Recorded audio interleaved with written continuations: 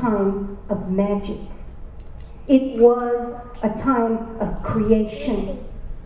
It was a time of building new ways of thinking that had not been the ways people had thought before. It was a time for the fulfillment of justice.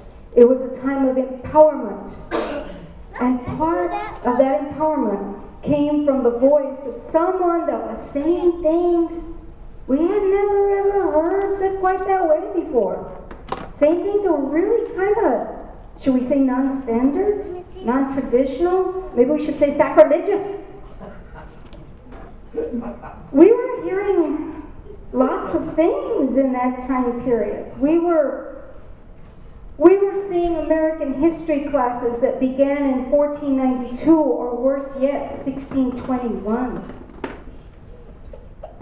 And in came this loco who was saying these brilliant things about our Amerindian heritage on these continents, about the Mayan philosophy. We had never heard of Mayan philosophy.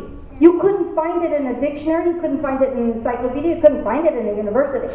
Mayan philosophy? What is Mayan philosophy? It wasn't even documented. But he had studied and had gone through the original sources. And there was empowerment in the fact that at a time period that it was not only connecting us to multiple parts of our heritage as Chicanos in this nation, but he was also confronting a social mores that said, you know, you guys should really go back to where you came from. And alurista was saying, he was reminding us that Aztlán was where we came from. That if you look at the entire mythological homeland of the pre-Columbian peoples, from the Valley of Mexico, Aztlán was the land to the north. Aztlán was here. Or as our friend Patricia Gonzalez says so eloquently, you want me to go back? You mean you want me to move to Salt Lake City?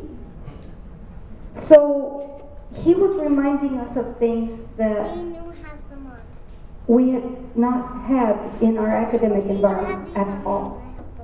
He was also doing something brave in literature. See, I have to confess, my native language is not English, and my native language is not Spanish. I was raised in the West Side barrios of San Antonio, and my native language is Tex-Mex.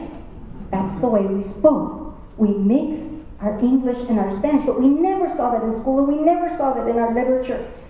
And all of a sudden, here was this magazine. A magazine that not only talked about, I think that particular magazine that I saw it in first was La Luz, maybe very, very upwardly mobile Hispanic American thing. I mean, whatever we had of Hispanic in the early 70s, but it was one of those terminos that they were using.